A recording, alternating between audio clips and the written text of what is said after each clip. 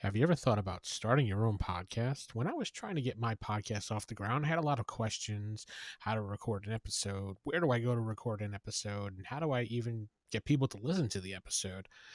And some people asked, how do you make money from a podcast? It's not easy to do that, but with Anchor, your questions will be answered if you head over to anchor.fm/start.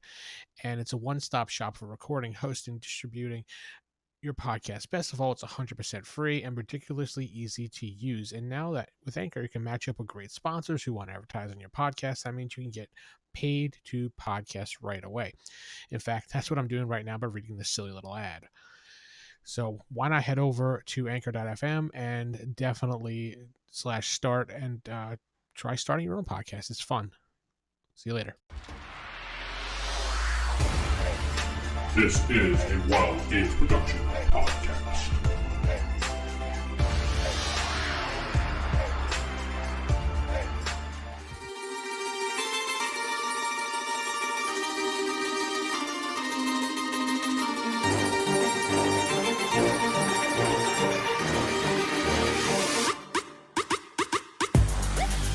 Welcome to the Evil DM podcast. I am DM Vince, the Podfather of the OSR podcast, as I've been dubbed lately. Sitting with me today is an old friend of mine, a podcasting colleague of mine, Big Sal from the RFI days. Sal, how you doing, buddy? What's going on, Podfather? I love that whole Podfather thing. That's tremendous. Yeah, that came from Tankar. He dubbed me that so long ago. He gave me that name. He was calling me the father of this and that. I'm like, you give me more credit. He's like, no, if it wasn't for you, there wouldn't be so many OSR podcasts. So, we give you credit where credit's due. So. And whenever I've told people about you or the podcast, I've brought you up on more than one occasion. People ask me, they're like, oh, have you ever done podcasts before? I'm like, yeah, a couple. And then I'm like, there's a guy, I'm like, Vince, he's been doing podcasts literally for years before anybody else was.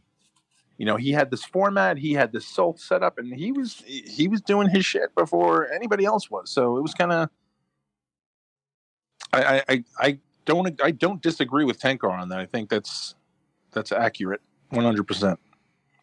Yeah, I was just on his show on Sunday. He had me guest star on his show, as the people who have already heard this, heard that, will hear this, whatever.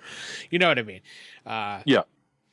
It's in the future. Ooh, yeah. On his fireside chat, he was talking about this, and, it went pretty well. I mean, he wants to do like a thing like once a month or something with me, just so we can get back into the podcasting rapport or something like that. He says multiple people had missed me in the podcasting sphere, which I don't know. I guess, sure. If they miss me, thank you. Yeah, I never believe when people tell me they miss me. They're like, oh, we missed you. I'm like, you're lying. Yeah, but you had all that fame on TV, buddy, so. Oh, yeah, tons. Huge fame, yeah. All that TNN fame. Oh, good Lord. Hey, you were on Madison Square Garden Network, weren't you, at one point? Mm-hmm. Yeah, so you got that too behind you. Because TNN brought in them ratings for ECW, so. There would be no ECW without TNN. That's right. Those of you who don't know or are not familiar, Sal was part of a wrestling organization called ECW. Some people don't know that and haven't put that together, that you were Big Sal, so. Oh, well, no loss there. We're fine. We're good. So what have you been doing, man? I haven't heard from you in a while. I mean, we text back and forth every once in a while in spurts, talk about gaming and stuff like that. But what really? Yeah.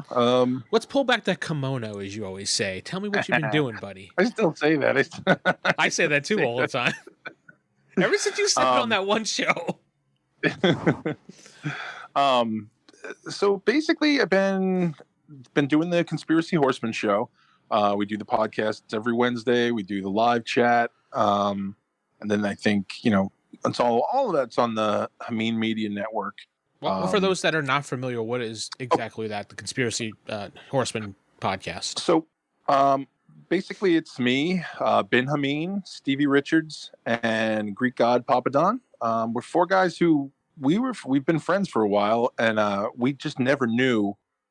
We were all kind of into conspiracy theories and along those lines, UFOs, things like that. We were always the ones in the locker room who kind of people were like, okay, whatever. And we all just kind of sat quiet in the corner. And we all found each other through really kind of by accident. Yeah. But we have been doing the show now. It's been going on 3 years now. It's been crazy that it's been going on that long, because honestly, it's, you know, we've all known each other. And actually, it's funny. Me and Papa Don, we grew up in the same town in Queens. Like, he went to the same elementary school as me, and it's totally weird.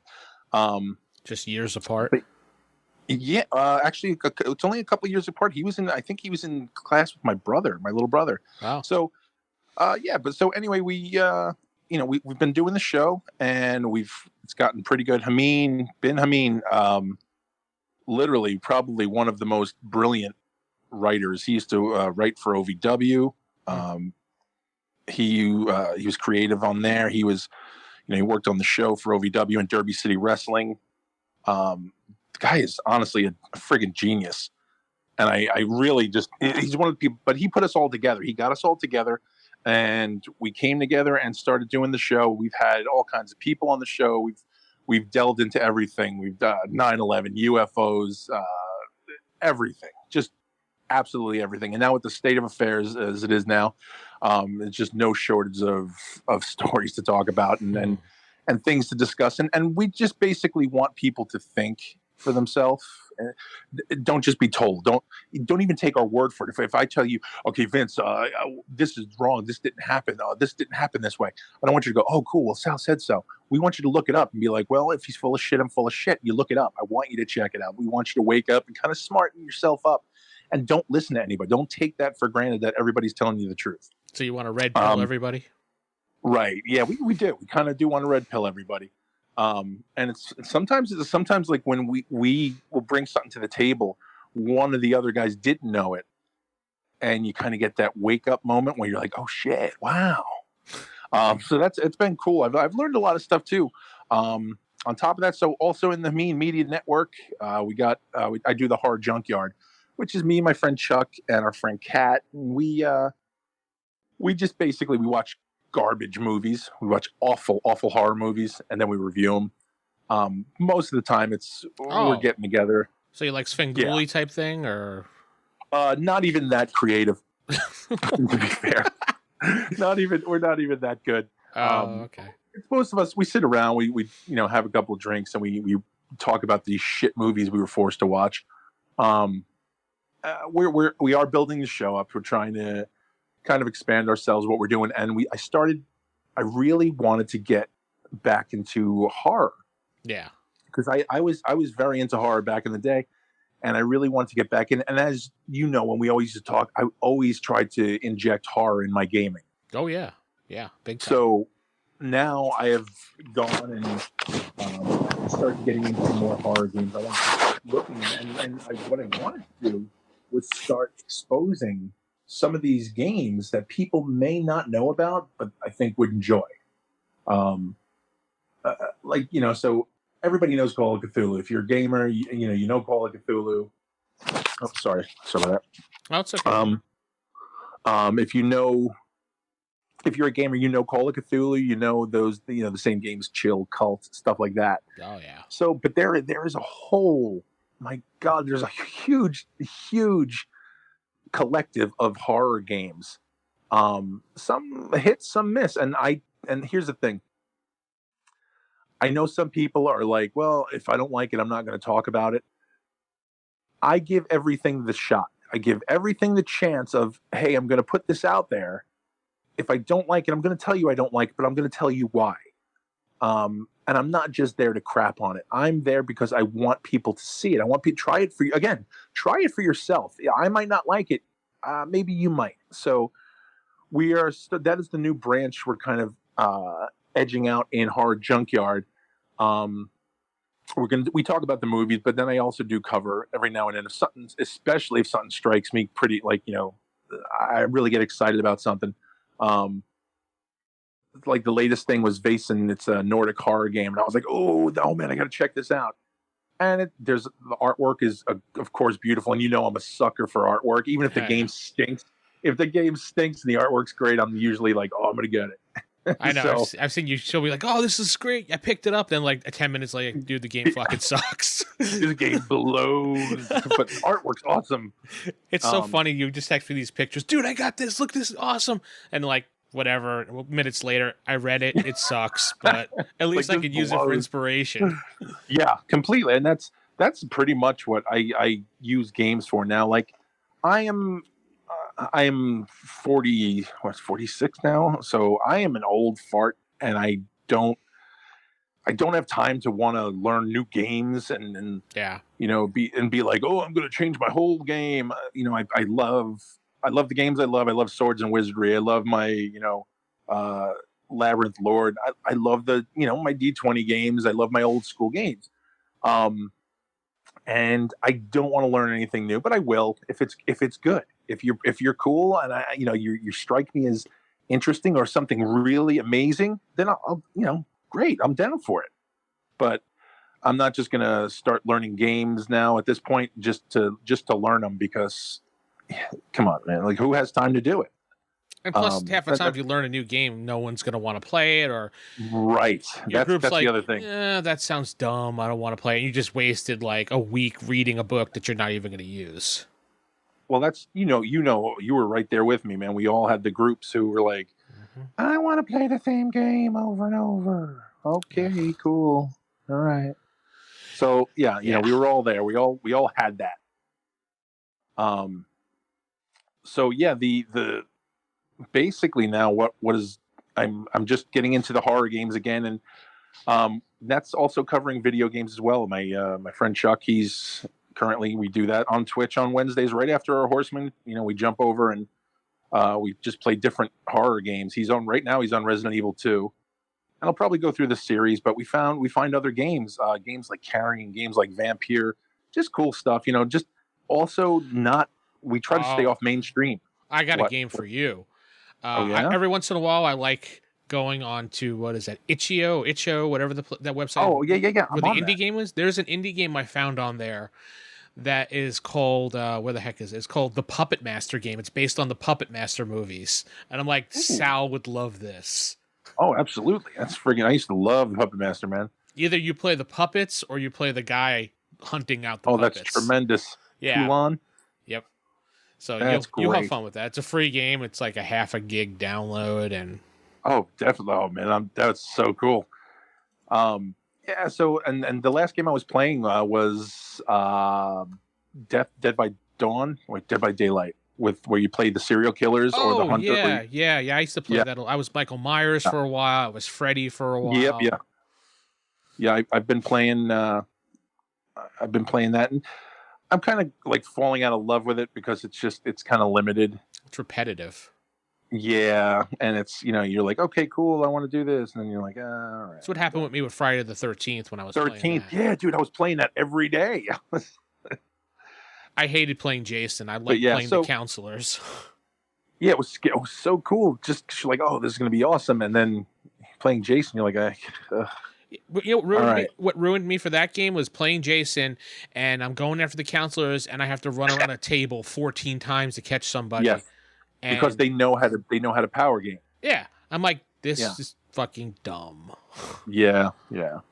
That's exactly what happened. I was just kind of like, this isn't even fun anymore because again, I'm a Jason freak. I love it, and just so upset with that the game didn't have longevity for me. And I think that's what we're always searching. That's always what we've been looking for, the game that's going to last forever. And it will keep my attention forever. And I don't know if that exists, but I'm going to keep trying. Keep looking for that albatross. Video games, no, but I mean, role-playing games, I don't know. D&D is the only thing that's really captured. Maybe some Palladium games. Like, I know the rules in Palladium games are a mess. Right. And you admit that too. They're a mess, but yeah, absolutely. There's something about going back to it after a while of not playing it and opening that book and looking at these rules going, I could really do something with this if I just chop this out. And this would be a really cool adventure here if I use these robots with these type of lizard guys, Yeah. Or, just to, when you get that right click of just everything you wanted in that game and you're like, okay, so if I've taken all of this and I've chopped, and you feel so accomplished when you've built what you feel is like the perfect set of rules for Palladium. Yeah, because it's not you can't. It's not one of those play out the box games. Oh, absolutely not. I don't care. Kevin himself probably knows that. So yeah, it's definitely one of those. Just okay. Well, we'll play it and we'll see what happens. What I'm really tired of is the constant, well, how do I level up question. It's just like, come on, dude. There's more than just leveling up. There's playing the game, having fun with it. Every time I approach a game, I have to think about it with my group. And not everybody in my group is like that. Like one of my players, Jeff, he's really cool. He's just like, yeah, I'll play that game. Sure, I'll try that game. Yeah, I'll get into that game. And he sits there and he makes up a character with me and he'll get into these backstories, character gamers that you obviously would like too. Yeah. And he's cool about it. And then I have some other players that are just like, yeah, okay, I'll make up my character, and they get into it, and then they're just like, well, how do I level up? It's like, there's no leveling up. What do you mean there's no leveling up? This is not D&D. Yeah. Oh. How do I get better? That was my Marvel game for like over a year and a half, was how do I level up? How do I get better? You do realize in comic books, the characters never get new powers and stuff. Well, this isn't a comic book. We're playing a comic book game. But it's based on comic book characters, you asshole. So that's what I had to go through the whole time. And so any game I play now, I have to figure out, is there a leveling system in it before I even bring it to the group? Yeah, no, I get it, man. And I have the same thing. I have, my guy Chuck, my producer and everything. He's the guy, if I'm like, dude, we got to try this. And he's the guy who we can go to, and he'll be like, okay, cool, I want to do this. Let me. Oh, you know what sounds like a cool idea for a character? And then he's like, can we do this? Yeah. And then that's, you know what I mean? Like, he'd rather try this first before he even knows the game system. He just has an idea. And like, those are the players that you want. Those are the players you just want to have, that they don't give a fuck what the system is. And they're just like, I'm down. Let's do this. And you're like, all right, cool. So I guess it's something that maybe we're always looking for, something along those lines of like the perfect player and the perfect game sort of thing. It's not easy. So yeah, no, it never is. And then finding them both at the same time is almost damn near impossible. Yeah, it's kind of why I have 4 or 5 shelves worth of games, because you're constantly searching and got all these things. And like, I have an entire shelf of the original old or classic World of Darkness that I probably haven't touched since early 2000s, and it just sits there right on my shelf. And I nobody wants to play that anymore. They all want to play like the new Machine God version of World of Darkness with all the fancy rules. Yeah, well, I was gonna say, now it just came out now, right? Brand new game. Yeah, exactly. Or like when I go play outside my group, everyone's like, "Oh, what are we playing?" I'm like, "Oh, why don't we play? I don't know, look, Buffy the Vampire Slayer." I see that across the room. I have those games. They're like, "No, let's play D&D 5e." It's like, well, you'll be proud of me. I joined a Pathfinder group, right? Right. People I don't know. This interview is over. No, okay. Well, that's the thing. I decided I wanted to play, and nobody else but me runs. So, somebody through online people were kind of like, "Oh, hey, there's a group right by you that they play Pathfinder," and I'm like, ugh. Is it 2 or regular? It's regular. Oh, okay. At least that's better. And I went, oh, okay. So I tried it, and they're a nice group of people. I do like them. We've had some fun, and they play. But it's funny, like how we play, how I play. See, I say we because you kind of had the same thing I did. We kind of ran things the same way. Yeah. If it says this in the book, oh, it says 3 in the book, I gave him 5, or it says 4 in the book, I gave him 2. No, I always changed it up. I fixed something, I tweaked something, did something somewhere else. The guy who runs this, first of all, he's got. I was so impressed with this. He's got an entire notebook full of bullet points. Yeah, and then everything else can be. It's basically here's your crossroad you're at. You have multiple ways that the players can go. He's literally almost prepared for almost anything. and he's just got it all written out, and I was just impressed with it. But he also did use like creature ratings and stuff, or difficulty ratings, and I was like, oh, I never used those before. So, I never scaled my game, more or less.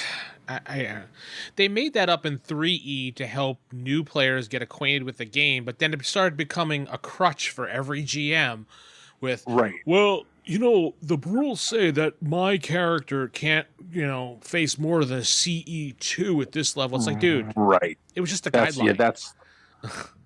Yeah. Well, that was one of the things. And when he said, he had mentioned it, and I said, dude, who cares? Blow it off.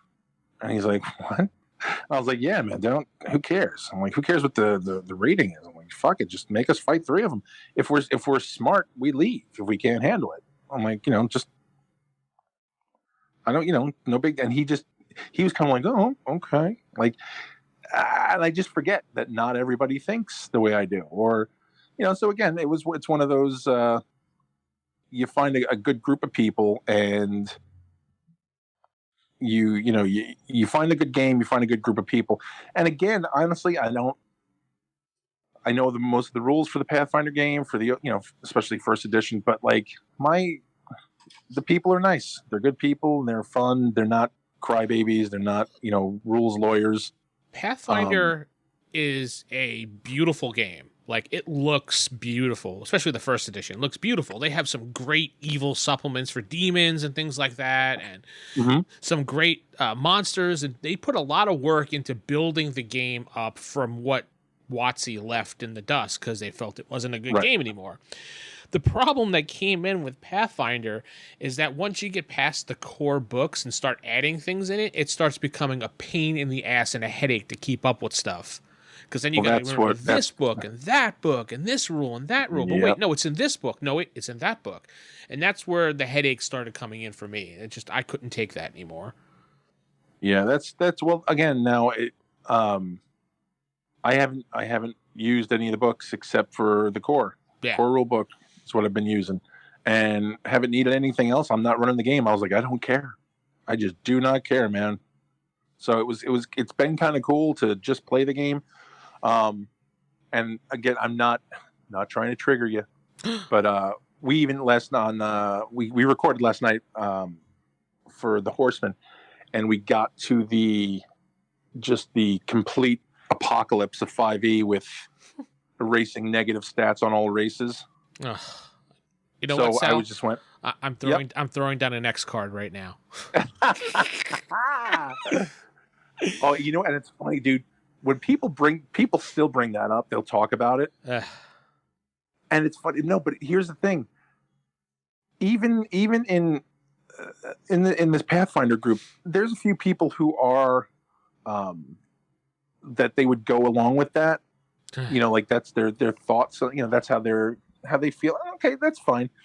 But even now, they kind of are like, that's such a dumb idea. Just talk to somebody. Like it seemed when we talked about it, it was so polarizing and so like, oh my god, I can't believe those guys are saying it. They're so mean.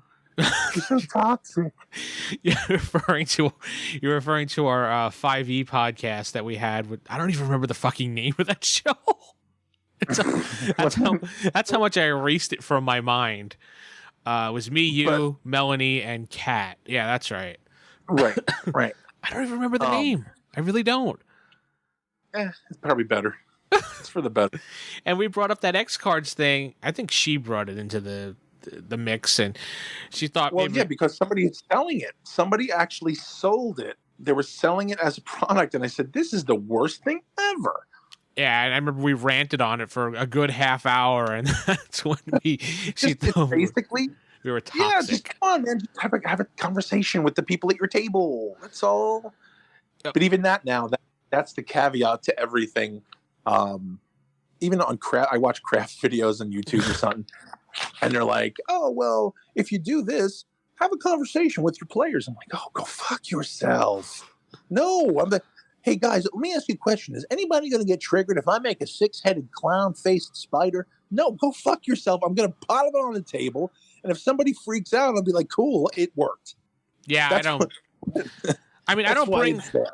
the no-nos in obviously any game group with your friends, regardless of how well you know them, is no politics and no religion and Right. nothing too sexual. Depending on your group, you can get away with, Right. sometimes you can get away with it with your close friends. And is that bad? Yeah. So what? Sometimes you just want to blow off steam and have fun. And you don't need to worry about these things. And the only time I think X cards work is in a public setting. Like if I'm going to the comic book That's store, the only time it should ever be used. a convention, and I'm popping down, a six-headed dildo dragon or something like that. And Big stick monster. and that's offensive to somebody. He throws an X card down. Yeah, okay, no questions asked, done. Right. But here's the other caveat to that. And again, horrible. I'm awful and terrible. If you're going to play Shadowrun and now you're triggered because there's a gunfight and you saw a gunfight when you were 6, It's just dumb. go fuck yourself, please. Please go fuck yourself. Get out of my game. Go away. Yeah, just don't sit at the table. If you know going into Shadowrun there's gonna be guns, don't, and you're triggered by that. It's Don't Shadowrun.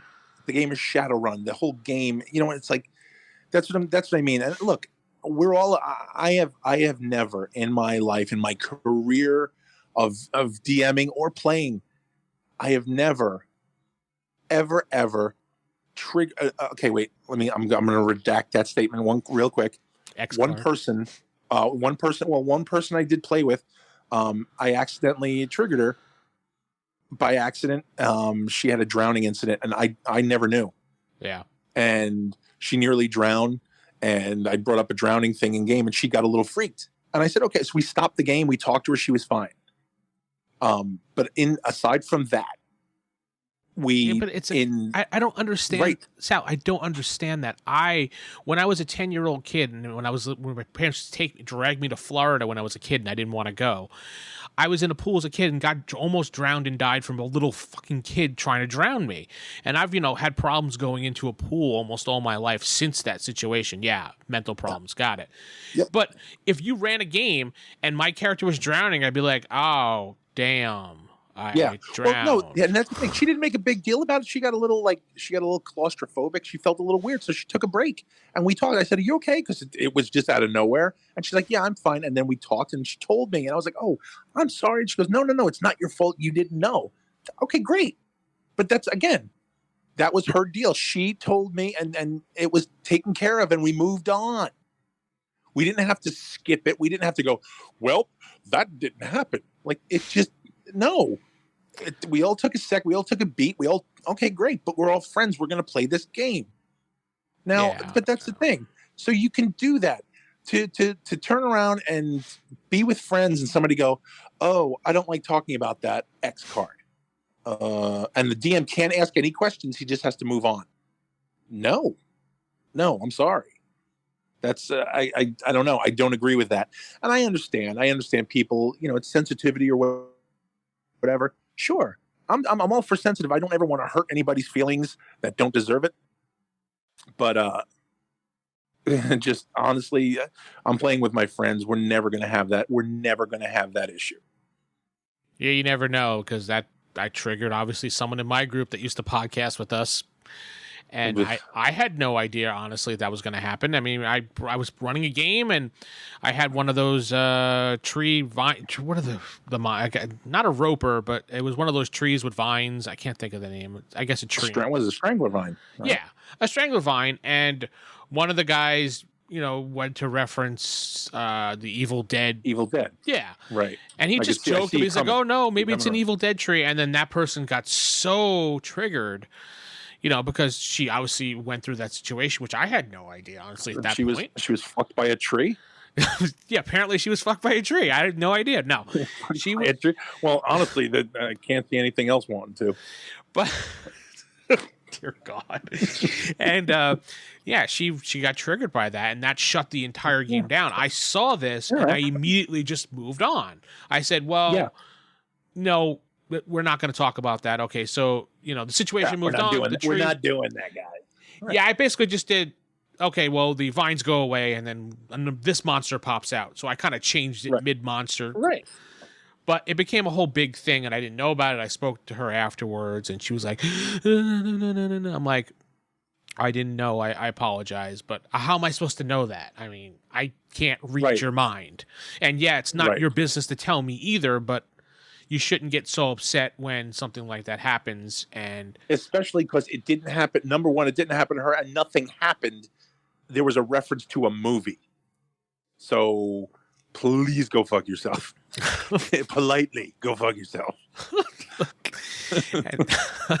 Anyway, goddamn. So yeah, that's that. But yeah, so yeah, back to your horseman. So, again, back to So like I said, that's what we're doing right now. I'm just 5e.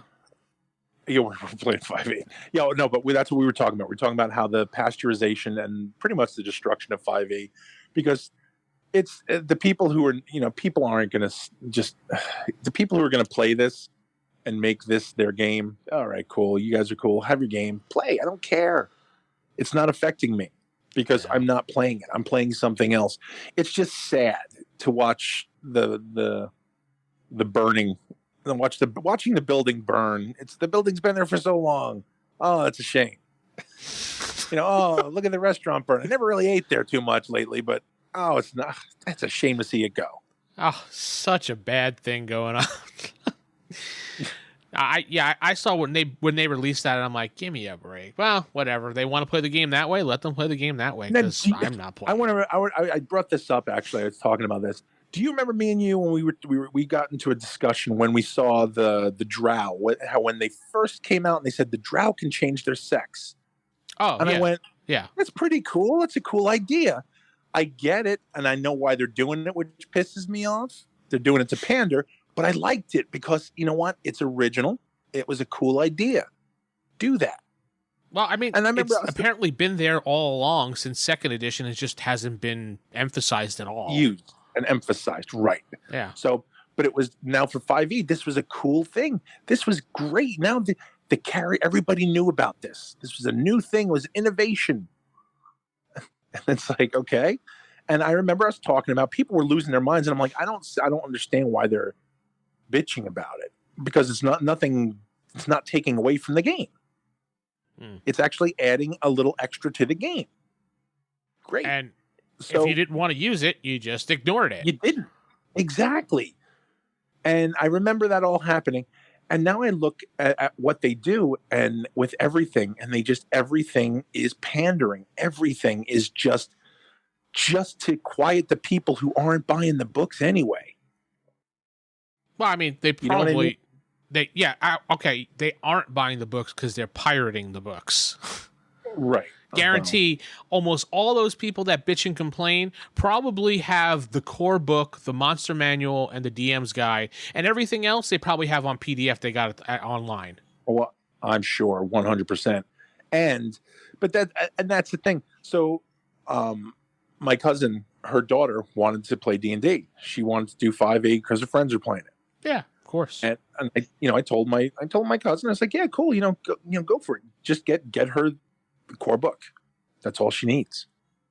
Like, she doesn't need anything else. Get her the core book. So she got her the core book. She got her some dice. She went and got this whole starter set, not the actual starter set.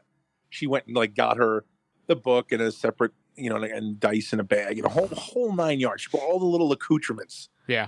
Because and she wound up now the kid's playing with she's running games. She's got everything on PDF. Mm-hmm. And I think she still has the core book. Yeah. The core book and Dice Tower and Dice and everything else is PDF. Yeah. And I'm like, you know what? That made me happy. I was glad. I was like, you know what? Good for you. You're running the game. You're enjoying it. You're having a great time. She doesn't use half the rules because the kid is smart enough. She took it and she ran it and made it her own game. Yeah. So now she plays with this. She plays with an all-girl group, and they're all 14 or whatever. And it's like, good. You know what? Good for you, man. Go run with this friggin' game. Don't be bogged down by what you have to do. What everybody else is telling you have to do. And that's the thing. I just hope people keep that in mind when you're gaming. Just don't get cemented into what these other idiots are telling you. Just play your own game the way you're having fun with it. And that's what we're doing too. Like I said, we want to try different games. We want to go to different places. You know, the games like Othership and what's the other one I have? Mork Bork, which is friggin' awesome. Oh yeah, you keep showing me things for that, and it looks really good. It's so friggin' good. Yeah, man, it's awesome. So like all these games, just play what makes you happy, have fun, and that's what we're trying to do. We're trying to expose and get the word out on different games. We want people to see horror gaming as more than just Call of Cthulhu. You know, it's because, don't get me wrong, you know I'm a Cthulhu addict. I love Call of Cthulhu. I love the mythos. I love everything about it, man. Tentacles and the void and everything else, I'm down. But there's more to horror gaming than Call of Cthulhu. So we want to get people out there who even, and there's been a lot of people from the Horseman chat that they ask, they know I'm a D&D nerd, and they're like, oh, what about this? And I'm like, yeah, you check it out. And everybody says the same damn thing. You know, that's something I always wanted to check out, but nobody played in my area. Yeah. Or that's something I always wanted to check out, but I was always kind of afraid to do it. I'm like, it's not like it's meth. Like, just fucking go. I don't know. Just go do it. Like, I don't. I don't know. I guess it was always a thing. Socially, it was a little bit of a stigma. Like to just 80s and 90s. Now, it was, yeah. Right, and now it's you got to be all inclusive. Well, here's the fun part: it wasn't all inclusive because we were doing it by ourselves before we were included in anybody else's shit.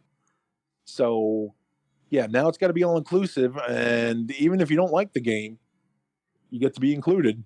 So we'll change it for whatever you want. Turd. Well, yeah, I don't. It's my house. I play at my house. Well, not right now because of COVID, but it's my house and my rules, and it's my house. So if I don't want you at my house, you ain't coming to my house, regardless of who you are.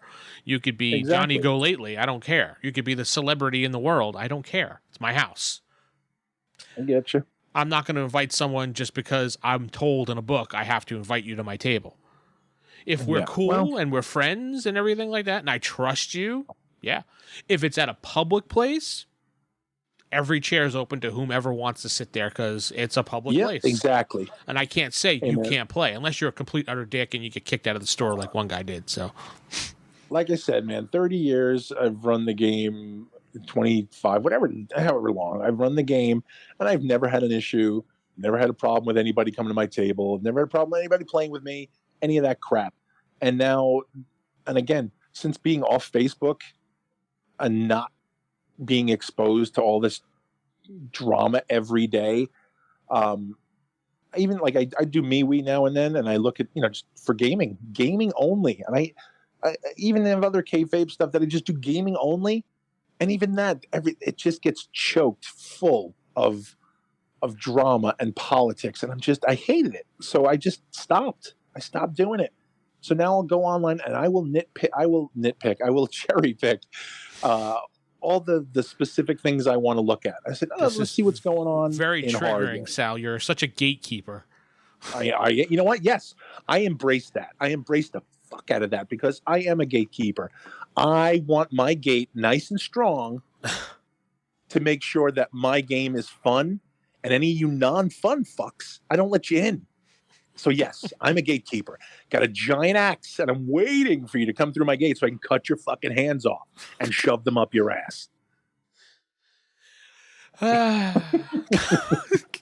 Wow, yeah. I mean, I basically, after my entire Facebook account got hacked because of somebody who didn't. I remember that.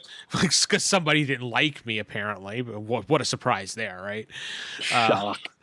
And the person went into my account and deleted all my pages that were involving WGP and all the Mazes in Peril stuff and all the little groups that I was part of.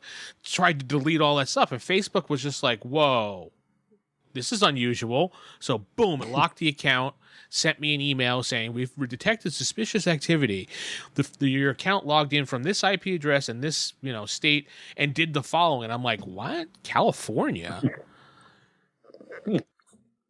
So I basically had to talk to them, and my account was suspended for like 2 weeks while they sorted everything out. Yeah, I had to basically prove to them that it wasn't me doing that. I'm like, why would I delete all my pages suddenly? From California. I was like, here's my house in Texas. Here's my local IP. And why would I be from California? And they're like, well, yeah, okay. And then they're like, well, You got a point there. We'll reinstate your account, but with the following conditions. 1, change your password. Duh, that's obvious. And 2, we're emptying out your entire friends list to have you start over your account, or you can delete it. Terrific. So okay. I basically just restarted the account. I have 37 friends on Facebook, and it's the most glorious thing ever. I was gonna say you're probably better off. You're way better off. And forget about it. In Twitter, I can take about 5 minutes before I just want to throw my phone across the room. Yeah, again, after that, was it Brightburn or whatever the hell the stupid game is, and I got attacked verbally, and that I was a racist, homophobe, and I was like, why? And they're like, the guy's gay, the creator of the game is gay and black. I'm like, no idea. I had zero idea. But okay. Oh, you talking about I did to him, that sword burn type guy that was on Twitter? Yeah, whatever the hell. Yeah. Yep. And I said, all I said was somebody made a negative. Somebody made a set of cards, like condition cards. Yeah. And one of which was, it was Black Friend, and it was like an advantage card that he had a black friend. Yeah. And I said, I go, well, you guys are talking about it. His publicity's working. I'm like, because now you're talking about it. And they're like, yeah, but that's negative. I'm like, right, but you guys are still talking about it. He still has publicity. People are still going to go check out his card, so he's doing something right. Oh, yeah. People are going to outrage check it, and then they're going to tweet about it or post it on Facebook and outrage, and then people will buy it because of the simple fact of these assholes. They called me a racist and a homophobe. I'm like, wait, what? What are you talking about? I'm like, how? Well, the owner and the creator of the game is a black gay male. Okay, I first of all had no idea, and also don't care because that's not what I'm talking about. I'm talking about you people getting outraged and putting this shit over. There you go. You said you people right there, dude. Yeah, I mean, I meant schmucks on Twitter, so my bad. Yes, assholes on Twitter is more like it. Yeah, you douchebags.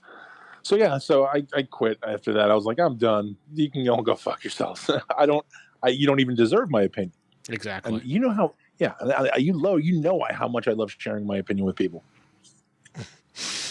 Yes, I do know that. Yes, I've known you for quite some time now. I don't know if that's fortunate or unfortunate. So you've lasted all this time. Yeah, I mean, you even changed your number and gave me your new number. You're like, yeah, you're cool. I guess I'll give you my new number. I'm like thinking to myself, am I? There's a handful of people who I'm like, I gotta get. They asked me. I remember I was getting my new number. I went to the store and they were like, "You want a new number?" I'm like, "Do I want a new number? Yeah, I'll get a new number." And then I was like, I went through my phone. I went, I'm gonna give like 12 people my new number. I just got rid of everything. I just dumped everything. I just disappeared, man. I went ghost. I was just like, I'm out. Yeah, but you kept the important people in your life, like Mr. Heyman, correct? Oh yeah, he is located right under. Actually, he's the 666th listing contact in my phone. I have a feeling that it accidentally made its way there, not purposely, but you know. I am 100% honest when I tell you no. No, it did not. Yeah, he's one of the people who is just kind of gone. Yeah. No need for that. I'll tell you what. That's one thing we've discussed and I've talked about with a bunch of people. In the current state of things, as far as even wrestling goes, it's amazing to not need any of these people in your life. Yeah, and most of them really hang on to it too, and you just walked away. The same applies to, real life and gaming and everything else. When you don't need these people anymore, and you realize that it's all kind of bullshit. It's all the only reason you're keeping these people for social standing or social stability, I guess, I don't know how else to say it. It's just you're better off without them. And then when you free yourself from that, and I'm not trying to get all metaphysical and trippy on everybody, but when you free yourself from that and you just kind of step out and go, okay, well, don't need it, you're going to feel 100 times better and you get more creative. If you're a creative type, that all that just opens up, because now you're not worried about what they're going to think. You're worried about, is this good? Is this going to be awesome? And, well, that's how it's been working for me. So I'm okay with that. Like I said, and you're actually one of the people who I send the shit to. I'm like, hey, what do you think of this? No, I mean, I can't do half the stuff that you do, so that's why half the time I'm just like, whoa, because what if I try to do something, it turns to just like looking like a piece of shit on the table. So, like the dog took a dump on the table. There's my mini. Here you go, guys. Giant dump monster. It's a dump. It's guys, a shit. This is going to represent. This is going to represent a bouillette. Vince, it kind of looks like the dog shit on the table. How? Oh, it did. It's supposed to. Throw down an X card. That triggered me. My dog has trouble pooping. That triggered me. Yeah, definitely. All right. Well, I think I've kept you long enough, Sal. It's been good catching man, up. Thank you. And anytime you want, man, I'm around. So just give me a holler. Well, that's an open invitation to invite you on another podcast because, I take advantage of that fact. Yeah. So Do what you got to do, man. I know you'll just not All answer. Right, so I've never not answered. So nah, that's true. Well, I'm gonna head out of here. Don't forget to like man. the podcast. Oh, give me the URL for the Habib Network. Excuse me. Let's see. So it's Hameen Media Group. And then there's, let's see, twitch.tv/Conspiracy Horseman and twitch.tv/Horror Junkyard. There you go. Yeah, people can get us at the horror junkyard at protonmail.com. Conspiracy Horseman at, I think it's a Gmail. I don't know. You know it. Yeah. You I was shit at plugs forever. Still shit at plugs. So yes, I know. Yeah, that's Blogspot, tankerstavern.com, right? Okay. There you go. So, all right, man. Thank you very much for having me, and anytime I'll talk to you. Absolutely.